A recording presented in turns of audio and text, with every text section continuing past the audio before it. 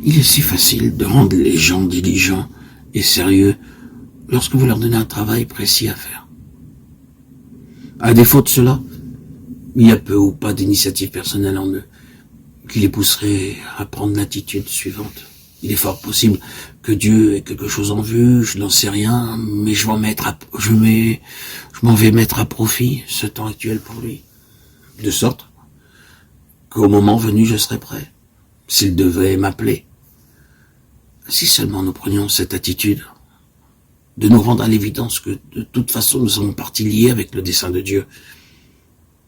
Et si nous y appliquions de tout notre cœur, nous découvririons alors que nous étions déjà en plein dedans. Alors, notre présente situation est rattachée au dessein de Dieu, par un lien très fort.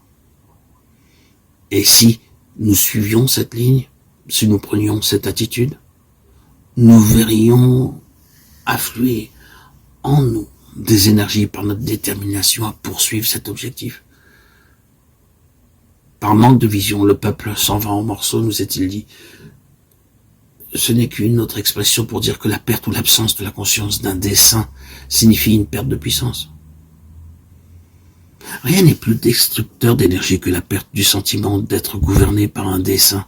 Rien n'est plus démoralisant que de perdre le sens d'un dessein bien défini.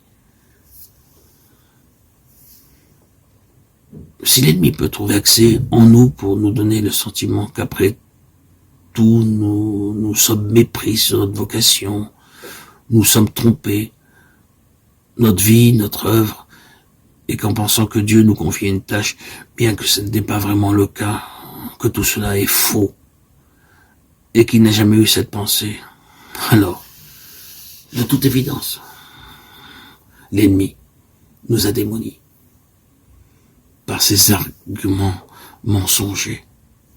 N'ignorez pas que Satan est le père du mensonge. Et alors, qu'en est la conséquence?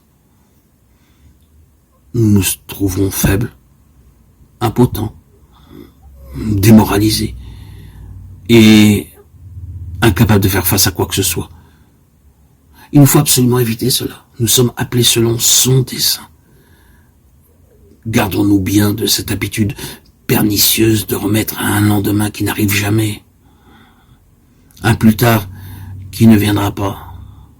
Pour sûr, la chose viendra, et pourtant elle ne vient pas.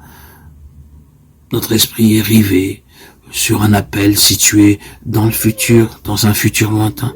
Peut-être la semaine prochaine, peut-être d'ici un mois, peut-être 2 mois, peut-être l'année prochaine. Attention. Attention. Soyez sur vos gardes. Soyez vigilants, veillez, discernez